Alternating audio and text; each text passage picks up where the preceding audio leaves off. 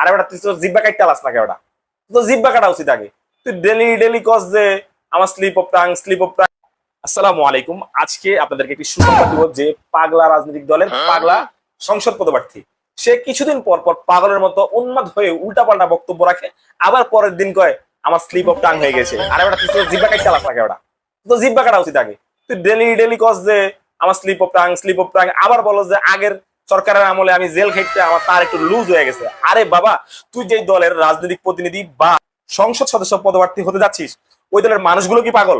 আসলেই পাগল না হলে কি তারা মুসলমান হয়ে একটি ধর্মীয় দলের পরিচয় দিয়ে তারা আবার পূজা মণ্ডপে গিয়ে গীতা পাঠ করে, তারা আবার জয় শ্রীরামের মাফলার কাঁধে দিয়ে পূজা পালন করে? আসলে আমি মনকে কোনোভাবেই বুঝাতে পারতেছি না, আসলে তারা একটা পাগলা দল, পাগলা সংসদ সদস্য পদপ্রার্থী।